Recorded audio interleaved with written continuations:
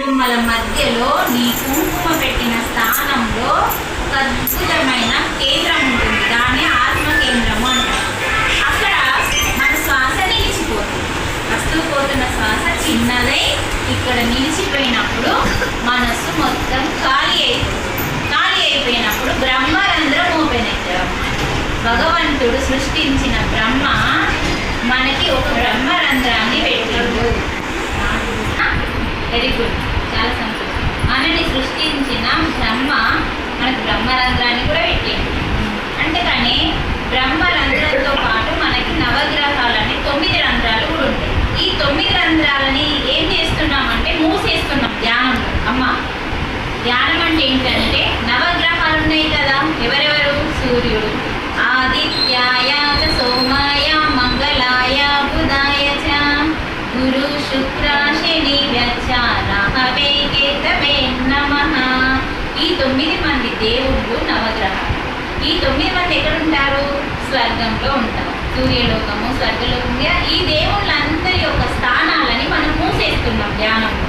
వాళ్ళు ఎక్కడెక్కడ ఉన్నారు మరి మన శరీరంలో అంటే సూర్య భగవానుడు కానీ, అలాగే కుజుడు కానీ, బుధుడు కానీ, గురుడు, శుక్రుడు, శనీశ్వరుడు, రాహువు, కేతు, వీళ్ళందరూ ఎక్కడ ఉన్నారు మన శరీరంలో అంటే మనకి ఎన్ని రంధ్రాలు ఉన్నాయో మనకి పూర్తిగా తెలియదమ్మా. 2 చెవులు రంధ్రాలు, ఇలా పోతున్నారే శబ్దం. 2 కళ్ళు రంధ్రాలు, 2 ముక్కు రంధ్రాలు, నోరు, మలము, మూత్రము విసర్జన చేసే రంధ్రాలు, మొత్తం 9 రంధ్రాలు. ఈ 9 రంధ్రాలలో 9 నవగ్రహాలు, గుడిలో ఉండే నవగ్రహాలు స్వయంగా మన శరీరంలో ఉన్నాయి. ఎప్పుడైతే వాటిని మూసేసి కళ్ళు మూసుకున్నాం, చెవులు మూసుకున్నాం, నోరు మూసుకున్నాం, అన్నీ మూసుకొని ధ్యానంలో కూర్చున్నాం కదా, ఎప్పుడైతే 9 రంధ్రాలను మూసేసి ధ్యానంలో కూర్చుంటామో 10వ రంధ్రం బ్రహ్మరంధ్రం ఓపెన్ అవుతుంది. మూసుకొని ఉంటుంది, ఇది మూసుకొని ఉంటుంది. కానీ పసిపిల్లలకి మాత్రం ఓపెన్గా ఉంటుంది. మాట అంటాం కదా, అప్పుడు బ్రహ్మరంధ్రం పసిపిల్లలకి, పాలు తాగే పసిపిల్లలకి ఓపెన్ ఉంటుంది. మనకి ఎప్పుడైతే వయసు పెరుగుతున్న కొద్ది చిన్నపిల్లలు అంటే 3 సంవత్సరాలు, 2 సంవత్సరాలు, 4 సంవత్సరాలకి అది మూసుకపోయినప్పుడు మనకి ఏమవుతుందంటే ఈ మాయాలోకం, భూలోకం అంతా మాయ, అంతా మాయ, ఇదంతా నీకే, ఇదంతా నీదే అనుకోని చెప్పేస్తుంది మాయాలోకం. కానీ ఇదేది నాది కాదు, ఇదంతా శాశ్వతం కాదు అని, ఇది మాయ అని తెలుసుకున్నప్పుడు ఈ మాయ మనకి ఎప్పుడైతే అంటుతుందో ఇది మూసుకపోతుంది.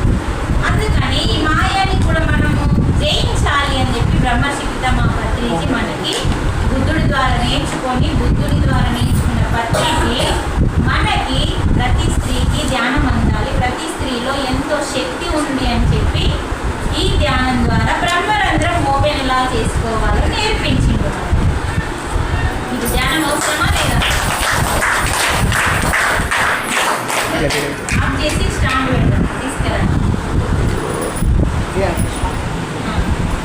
స్టాండ్. అదే ఇంకోటి తెచ్చింది, ఇంకోటి ఇవ్వలేదు. అంటే ప్రతి ఇంటిలో ఎందుకు ఇది 5వ సప్తాహం పెడుతున్నాం? ఎందుకంటే కొత్త వారిని తయారు చేయడం కోసం. అందరికీ అన్ని విషయాలు తెలియదు కదా, ఈ తెలియజేయడం కోసం అని. అయితే ఆ వాడలో పెడితే ఆ గల్లీ వాళ్ళు వస్తారు, తర్వాత ఇక్కడ పెడితే ఇక్కడ వాళ్ళు వస్తారు. ఎందుకంటే మనకు పని రోజు ఉంటుంది, మేము రోజు రాము కదా. అందుకనే ఇక్కడ మనకి ఏం జరుగుతుంది, ఏం చెప్తుందో, జీవిత సత్యాలు ఏంటి అన్నది ఇక్కడ ఏంటంటే మనం తెలుసుకునేది ఏంటంటే భగవద్గీత గురించి. ఇప్పుడు చెప్పిన మాటలన్నీ బ్రహ్మరంధ్రం గురించి, నవగ్రహాల గురించి, అన్నిటి గురించి దీంట్లోనే ఉంటుంది. అందుకనే మనం ఏం చేయాలంటే ఫస్ట్ కొత్త వాళ్ళని తయారు చేయడం కోసమని మనము ఈ ప్రతి వాడలో, ప్రతి ఇంట్లో ఈ సప్తాహం మొదలు పెట్టాలి. ఒక ఇంట్లో 7 రోజులు పెడితే ఏమైందంటే మన ఇల్లు శుద్ధి అవుతుంది. శుద్ధి కావడం అంటే ఏంటిది? ఇల్లుని సరిపేసి, సబ్బేసి, లైజాన్ వేసి కడగడం కాదు. అర్థమవుతుందా? క్లాస్ తీసుకున్నారు. శుద్ధి కావడం అంటే ఏంటంటే మన ఇంట్లో ఏదన్నా నెగిటివ్ లేకుండా, అంటే చెడు అనేది లేకుండా దాన్ని తోలేయాలి బయటకి. అంటే ఏం చేయాలంటే మన ఇంట్లో నిత్యం పారాయణం, అంటే నిత్యము భగవద్గీత అనేది మనకి నడవాలి ఇంట్లో. లేదంటే భగవంతుని గురించి చెప్పుకుంటూ ఉండాలి, ఆత్మ పరమాత్మ గురించి మనం చెప్పుకుంటూ ఉండాలి. మీరు ముందుకు జరగాలి అంటే మన ఇల్లు శుద్ధి అవుతుంది. ఎందుకంటే జీవుడి గురించి, దేవుడి గురించి నిత్య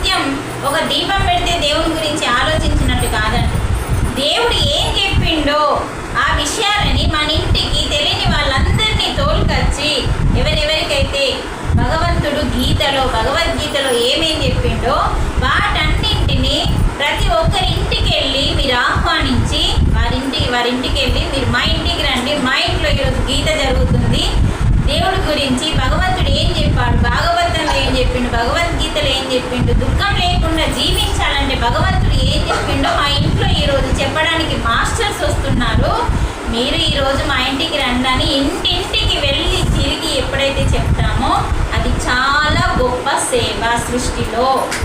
అందుకని ఇంటింటికి వెళ్ళి ఫస్ట్ రోజు చెప్తే 7వ రోజు వరకు వాళ్ళే వస్తూ ఉంటారు.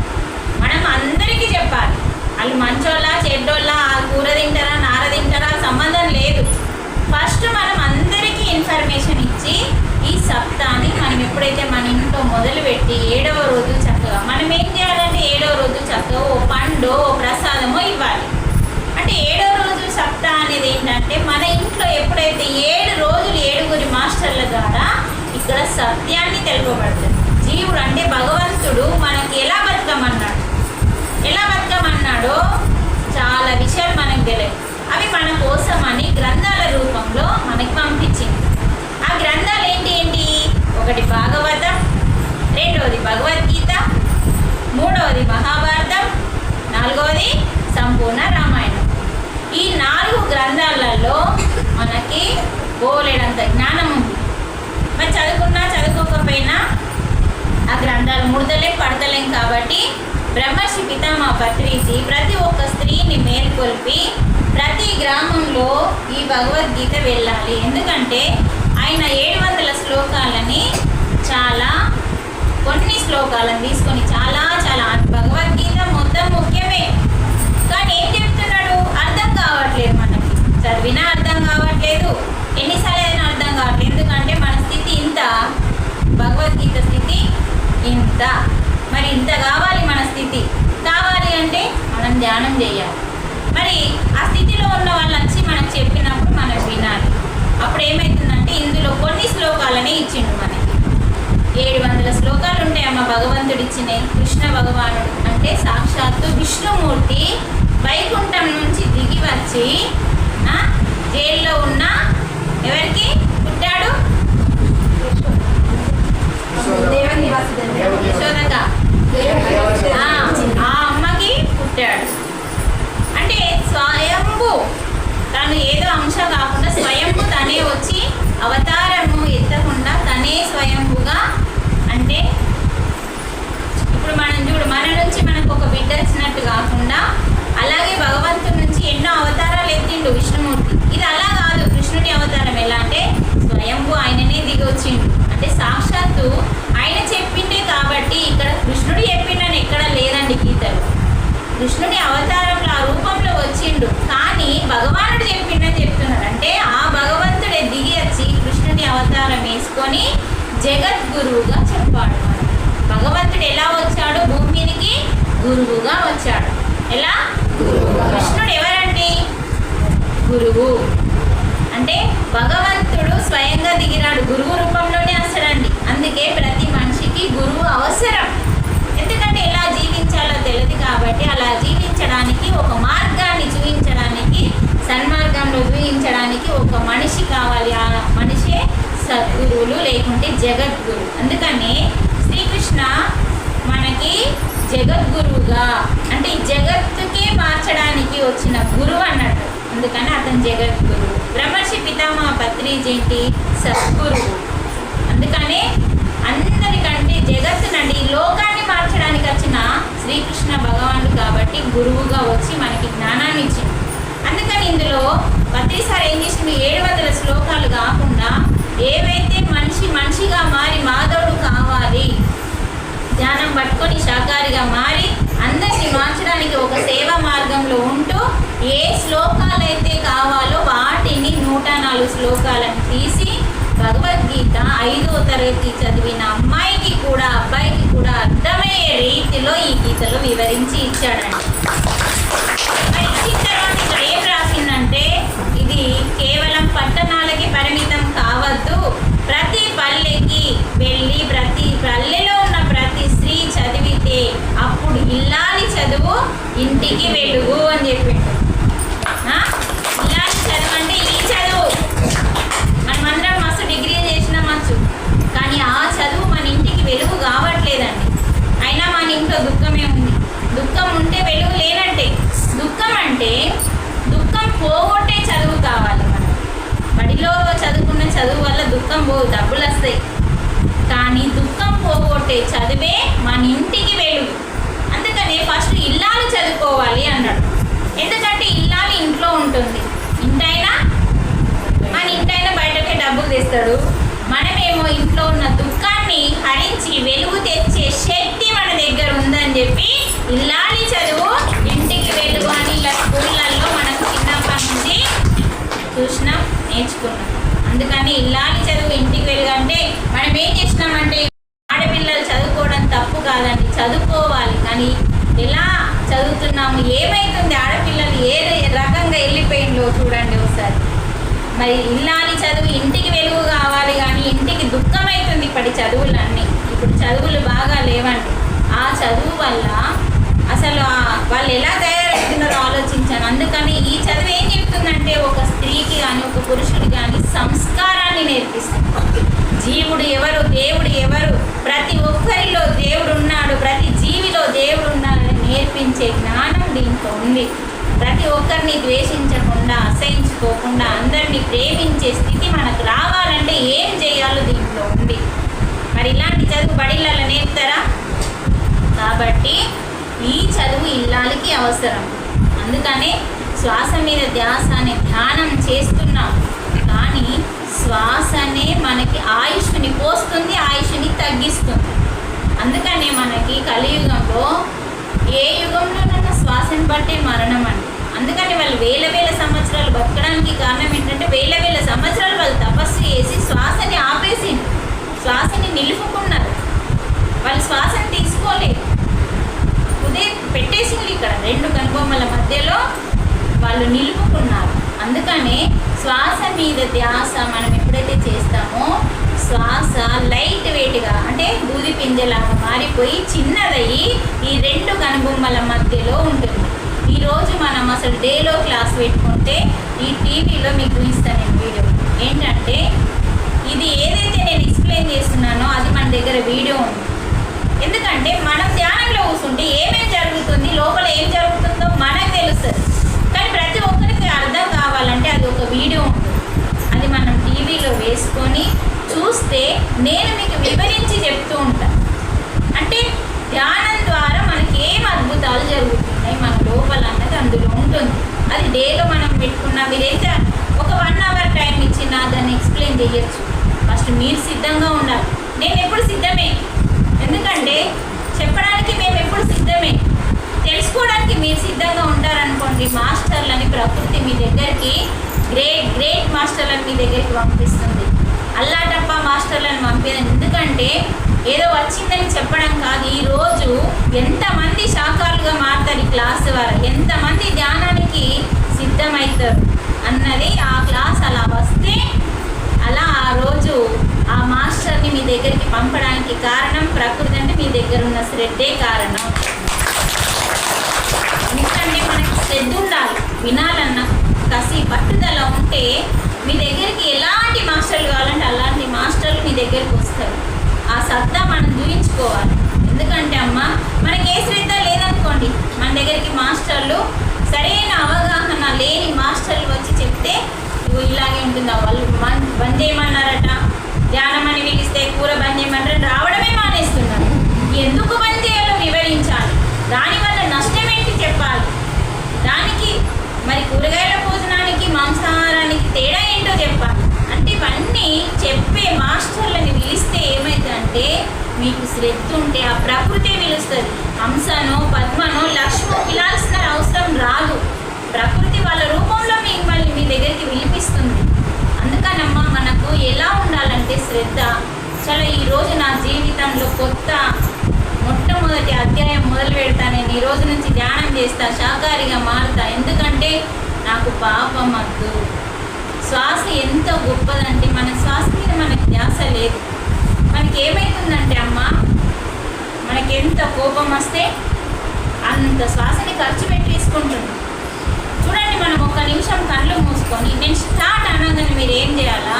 శ్వాసల్ని లెక్క పెట్టుకోవాలి. మీ శ్వాసల్ని మీరు ఎన్ని శ్వాసలు తీసుకుంటున్నా మీరు లెక్క పెట్టుకొని స్టాప్ అనగానే ఆపేసి మీరు చెప్తూ ఉంటారు. ఒకరు 20 అంటారు, ఒకరు 30 అంటారు, ఒకరు 25 అంటారు, ఒకరు 15 అంటారు. ఒక్కొక్కరు ఒక్కొక్క రకంగా శ్వాసను తీసుకుంటున్నారు.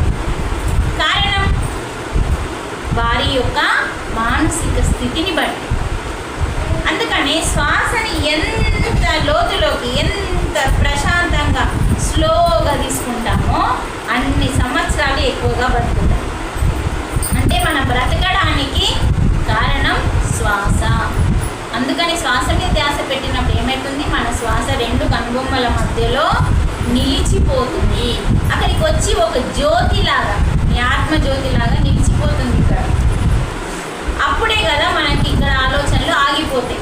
అప్పుడు 9 రంధ్రాలని మూసేసామన్నాం కదా. నవగ్రహాలని రంధ్రాలని మూస్తే భగవంతుడు పెట్టిన బ్రహ్మరంధ్రం, చిన్నప్పుడు తెలుసుకొని ఉన్న రంధ్రము ఇప్పుడు ధ్యానంలో ఓపెన్ చేసుకునే శక్తిని మనకు పెట్టేసిండు బ్రహ్మ.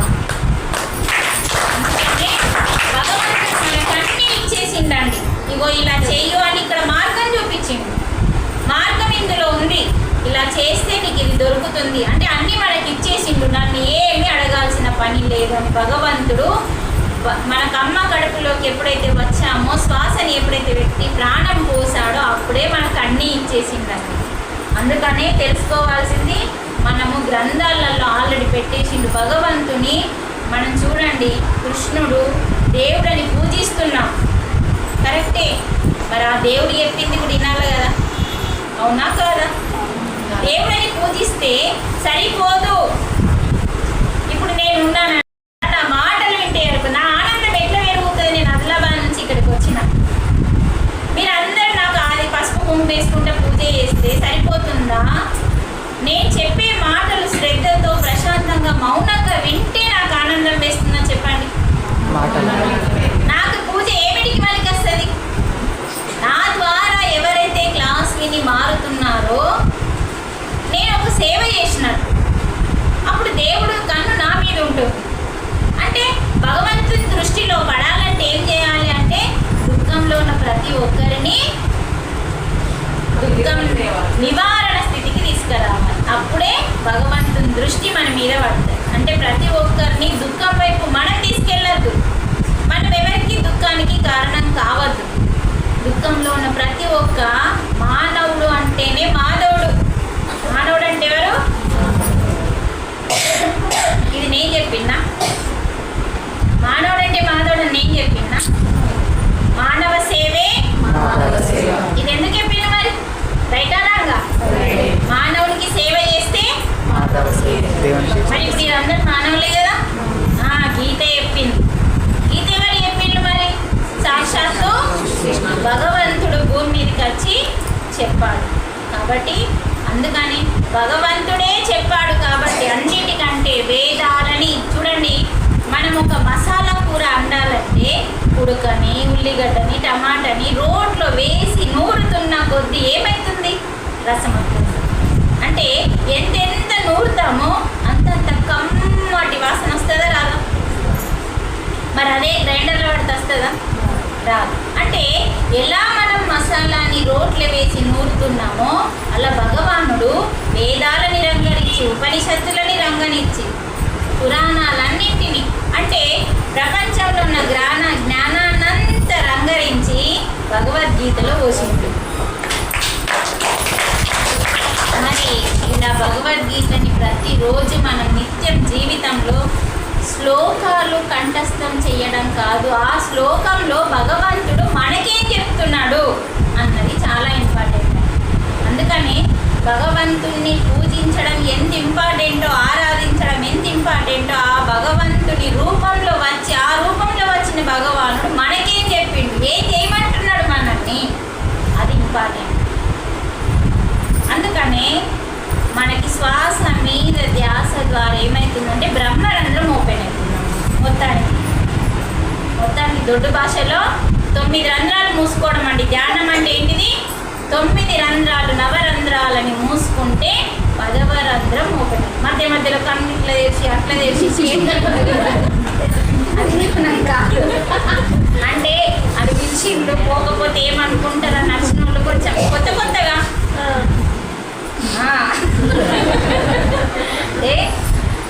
ధ్యానం అంటే ఏం చేయాలంటే వేళ్ళలో వేలు పెట్టుకొని కింద మీరు కూర్చున్న ఆసనం సుఖాసనం.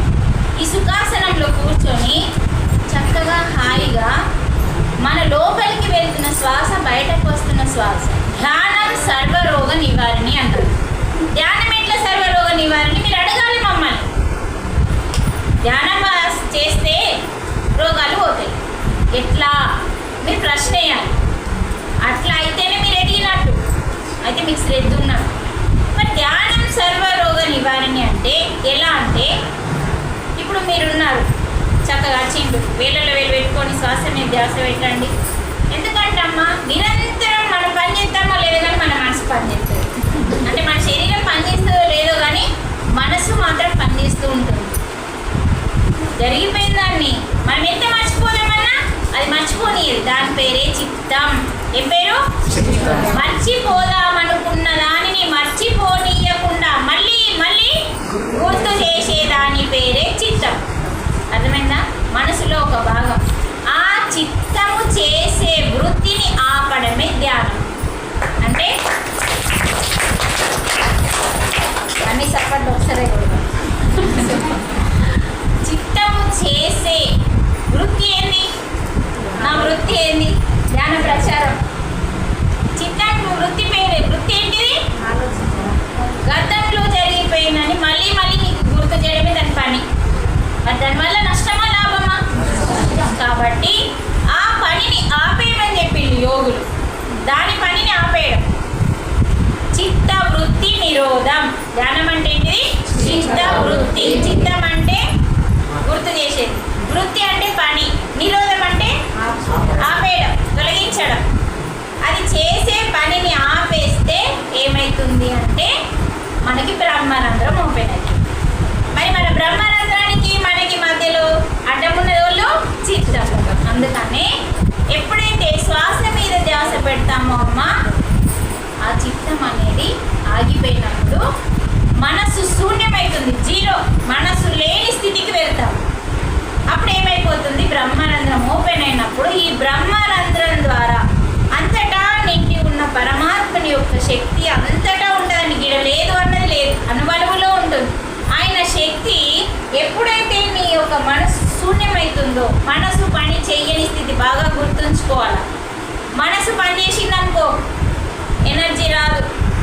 మనసు పని చెయ్యని స్థితి మనకి బ్రహ్మరంధ్రం ద్వారా పరమాత్మని యొక్క శక్తి లోపలికి, శరీరం లోపలికి వస్తుంది. ఆ శక్తి ఏం చేస్తుందంటే మన యొక్క నాడీ మండలాన్ని శుద్ధి చేస్తుంది. ఇల్లు కడిగినట్టు మనం ఇల్లు కడిగి బట్టలు విండి బోల్గా ఎలా శుద్ధి చేస్తున్నామో, ఆ పరమాత్మని యొక్క శక్తి మన లోపలికి వెళ్ళి మన అంతరంగాన్ని కడిగేస్తుంది. అప్పుడు మనకి అన్ని రోగాలు, తలనొప్పి నుండి క్యాన్సర్ వరకు, చిన్నది తలనొప్పి చిన్న ధ్యానం, క్యాన్సర్ పెద్దది పెద్ద ధ్యానం చేయాలి. అంటే ఎక్కువ సేపు చేయాలి. మరి మినిమం ఎంత చేయాలి? కొత్త వాళ్ళు ఉన్నారు, వాళ్ళ వయసు ఎంత ఉందో అంతసేపు చేయాలి. మన వయసు ఎంత ఉందో అంతసేపు నుంచి మొదలు పెట్టాలి ధ్యానం. నాకు 30 ఏళ్ళు ఉన్నాయనుకో, నేను 30 నిమిషాలు ధ్యానం చేయాలి. ప్రొద్దున వేయాలా, సాయంత్రం చేయాలి. అంటే ఏంటండి, మనం భగవంతునితో కనెక్ట్ అవ్వాలంటే ధ్యానం చేయాలి. మరి భగవంతునితో కనెక్ట్ అవ్వాలంటే భగవంతుడు కోళ్ళని, మేకల్ని అన్నింటిని విన్నాడా? ఆయనని సృష్టించిండు అవన్నీ. అవి సృష్టించిండు. అసలు మీకు ఎంతమంది పిల్లలు మేడం? మొత్తానికి 3 అని చెప్పు. కొడుకులా బిడ్డలా కాదు, ఎంతమంది బిడ్డలు అంటే చూడండి, ఒకరికి 3, ఒకరికి 4, ఒకరికి పాతకాలం వాళ్ళు డజన్ కదా. అంటే చూడండి 10, 12. కానీ భగవంతుడికి ఎంతమంది పిల్లలు? 84 లక్షల జీవరాశి. మనం కూడా ఒక జీవే కదా. మన లోపల జీవం ఉంది. ఆ జీవమే ఆత్మే.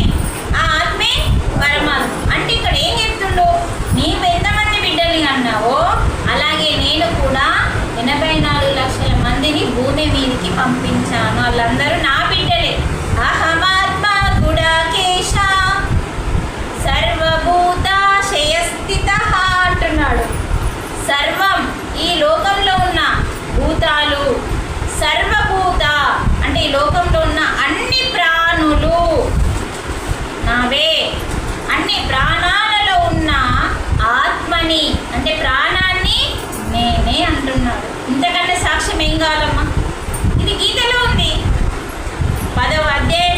20వ శ్లోకం. అహమాత్మా గుడాకేశ సర్వభూతాశయ స్థితః అహమాదించ మద్యంచ పుట్టించాను, మద్యంచ నడిపిస్తున్నాను. ఇంకోటి అహమాదించ మద్యంచ భూతానమంత ఏవచ, ఆఖరికి నిన్ను చంపేసేది కూడా నేనే. పుట్టించాను, నడిపిస్తున్నాను నీ జీవితాన్ని. నీకు పలానాది ఇచ్చిన, పలానా పాపం ఇచ్చాను, పలానా పుణ్యం ఇచ్చాను, నీ కర్మని బట్టి అది కూడా. అందుకని మనకి ఒక జంతువు ఏదన్నా తిన్నదనుకోండి, దానికి పాపం లేదండి. ఎందుకంటే అక్కడ దానికి విచక్షణ లేదు. ఇది మంచిది, ఇది చెడ్డది అని తెలుసా జంతువుకి? తెలియదు కాబట్టి. ఎందుకంటే దానికి అక్కడ అవకాశం లేదు, విచక్షణ జ్ఞానాన్ని భగవంతుడు అక్కడ పెట్టలేడు కాబట్టి దానికి ఏ కర్మ అంటారు. కానీ మనిషికి కర్మ అంటుతుంది. ఎందుకు? భగవంతుడి అంటే అన్ని జీవుల కంటే పెద్దవాడు కాబట్టి, అన్ని జీవుల కంటే గొప్ప జన్మ కాబట్టి. ఎందుకు గొప్ప జన్మను చెప్పండి, మాట్లాడు. అవగాహన శక్తి ఉంది, అంటే ఏది మంచిదో ఏ బుద్ధి ఉంది. అంటే భగవంతుడు మనకి ఏమి ఎక్కువ పెట్టిండు అందరికంటే? బుద్ధి. మేడం మీరు చెప్పాలి కొత్తగా కదమ్మా, అవునా కదా? అంటే భగవంతుడు ఏ జీవికి పెట్టనిది ఒకటి ఎక్క పెట్టిండు. ఆ ఒకటి ఏంటిది?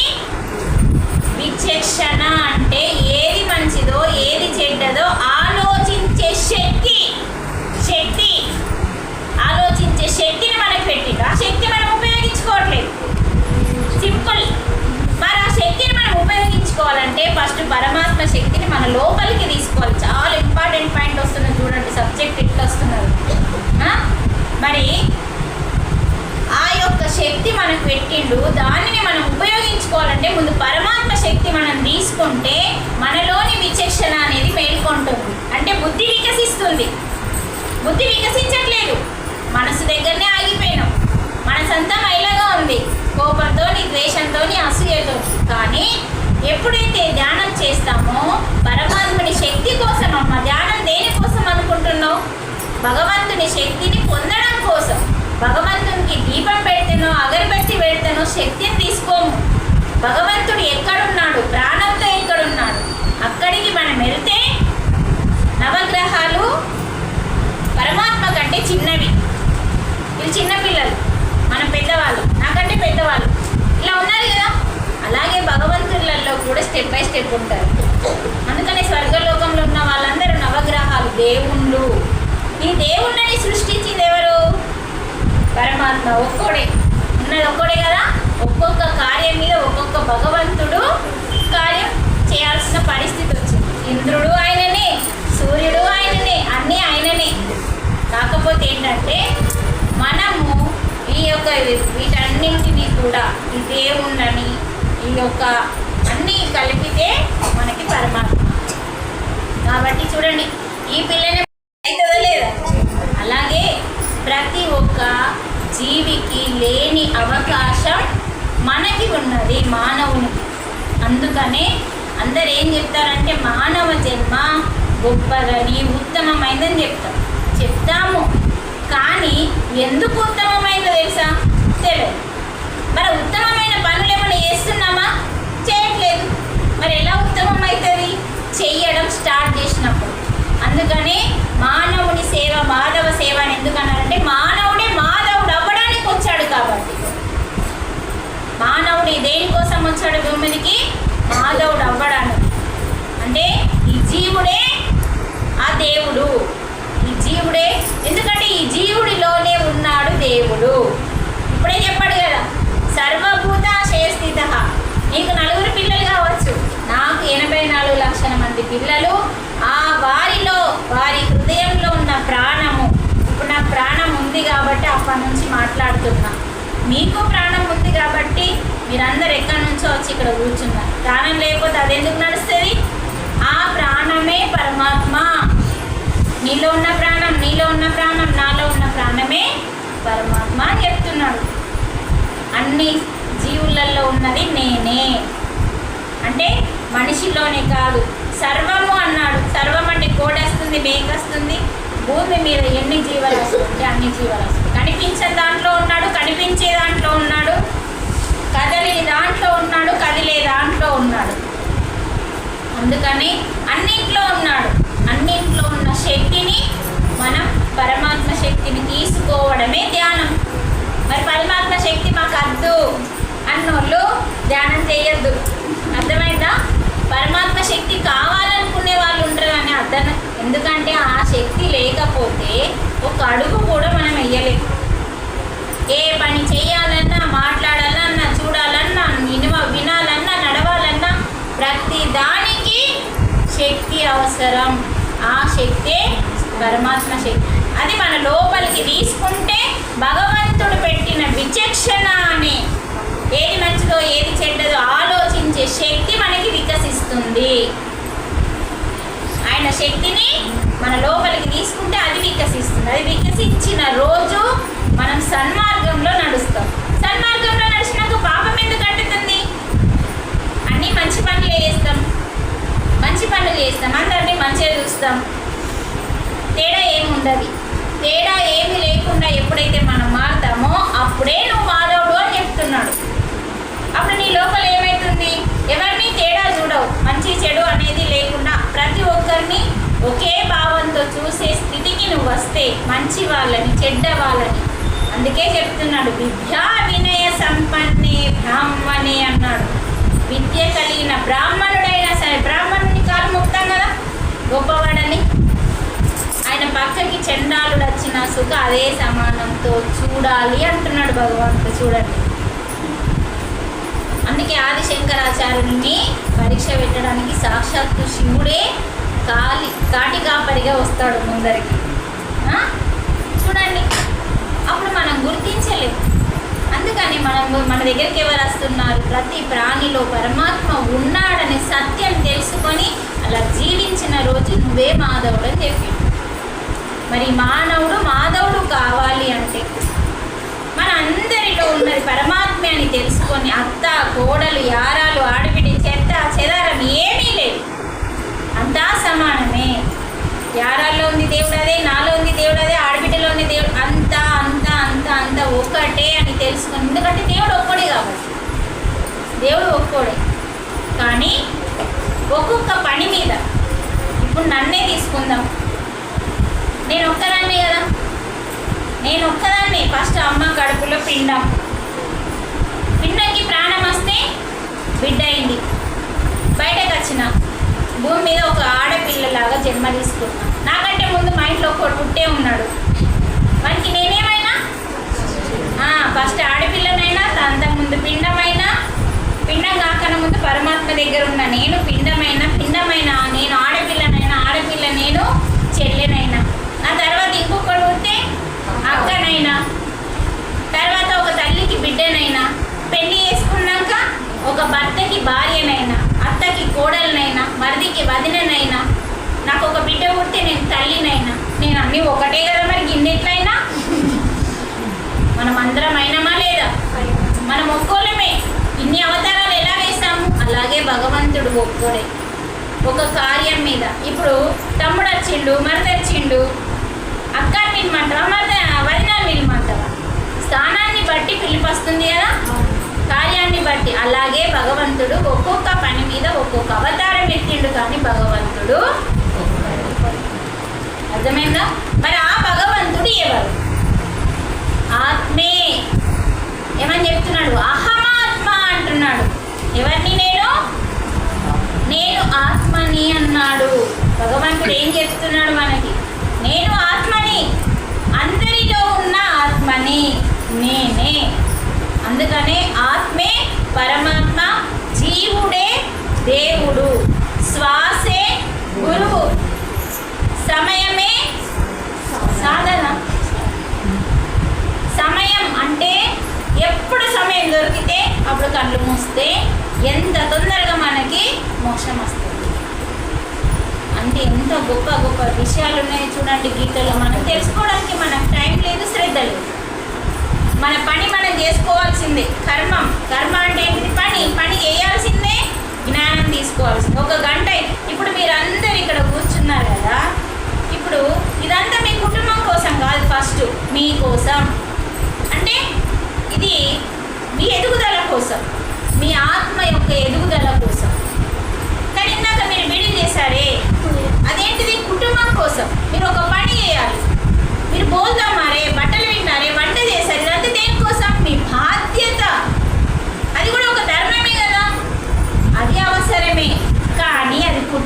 ధర్మం,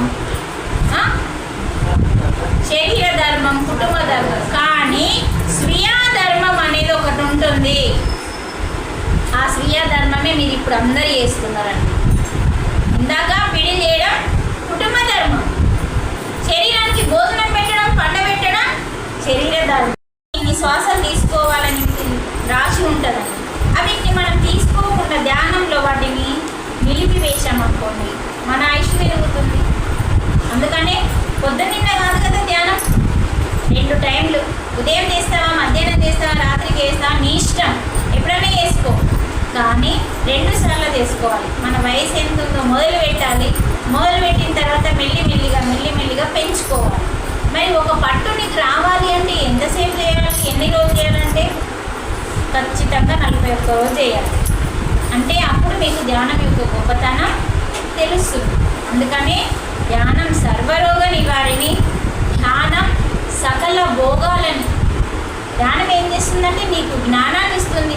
జ్ఞానం వచ్చిందనుకో, ఏ బాధ కలిగినా, ఏ సమస్య వచ్చినా ఆ జ్ఞానంతో సమస్యని సాల్వ్ చేసుకునే శక్తి, జ్ఞానం నీ దగ్గర ఉంటుంది. అందుకనే ధ్యానం సకల భోగకారిణి, అన్ని భోగాలని ఇస్తుంది. ఈ యొక్క సప్తాహకి 12 మంది కొత్త వాళ్ళు వచ్చిండ్రు. మరి అందరు వేళ్ళల్లో వేలు పెట్టుకొని సుఖాసనంలో కూర్చొని, మనం కూర్చున్న ఆసనమే సుఖాసనము. శ్వాస మీద ధ్యాస అంటే మన యొక్క ధ్యాస ఏదైతే ఉందో మన శ్వాస పైన ఉంచాలి. అయినా సరే ఆలోచనలు వస్తూ ఉంటాయి. మనం ఆలోచనలని కట్ చేస్తూ మన యొక్క శ్వాస పైన మళ్ళీ మన ధ్యాసని పెట్టాలి. ఆలోచనలన్నీ వెళ్ళిపోయేంత వరకు మనం చేయాల్సిందని ఆలోచనలు వస్తే తొలగించాలి. శ్వాస పైన ధ్యాస పెట్టాలి. లోపలికి వెళ్తున్నా, బయటకి వస్తున్నా సహజమైన మన శ్వాసని పెంచకూడదు, తగ్గించకూడదు. సహజంగా జరుగుతున్న మన శ్వాస పైన ధ్యాస పెడుతూ ఉంటే శ్వాస తేలికగా మారి చిన్నదవుతూ మన 2 కనుబొమ్మల మధ్యలోకి వచ్చి స్థితమవుతుంది, నిలిచిపోతుంది. ఎప్పుడైతే మన శ్వాస 2 కనుబొమ్మల మధ్యలో నిలిచిపోతుందో మన ఆలోచనలన్నీ వెళ్ళిపోతూ ఉంటాయి. అప్పుడు చక్కగా మనకి బ్రహ్మరంధ్రం ఓపెన్ అవుతుంది. ఆ బ్రహ్మరంధ్రం ద్వారా మనం అపార శక్తిని, పరమాత్మ యొక్క శక్తిని మనం పొందవచ్చు. ఆ శక్తి ద్వారా మనకి ప్రాణమయ శరీరంలో ఉన్న నాడులు శుద్ధి జరుగుతూ ఉంటాయి. నాడీ మండల శుద్ధి జరుగుతుంది. అప్పుడే మనకి చక్కటి సంపూర్ణ ఆరోగ్యాన్ని పొందగలుగుతాము. కాబట్టి మరి ఆరోగ్యమే మహాభాగ్యం. కాబట్టి ప్రతి ఒక్కరూ ధ్యానం చేసి శ్వాసతో ఉండి ఆరోగ్యాన్ని సంపాదించుకుందాము. నోటిలోని మౌనం, నోటిలో మౌనం ఉంది కానీ మనస్సు శూన్యం చేయాలి. మనస్సు మాట్లాడుతూనే ఉంది మీ లోపల. ఆ మనస్సుని శూన్యం చేసే మార్గమే శ్వాస మీద ధ్యాస. మనసు ఎప్పుడైతే శూన్యం అవుతుందో దాని పేరే జ్ఞానము. మనసు శూన్యం కావాలంటే మన లోపల మొత్తం ఎంటీ ఉండాలి. ఆలోచన వస్తుందంటే ఎంటీ లేనట్టు, ఖాళీ లేనట్టు ఆలోచనను కట్ చేస్తూ శ్వాస వైపు వస్తూ వస్తూ వస్తూ పోతూ ఉంటే అప్పుడు మనసు అంతా ఖాళీగా ఉంటుంది. అప్పుడు మనసు శూన్యం అవుతుంది. అదే ధ్యానము.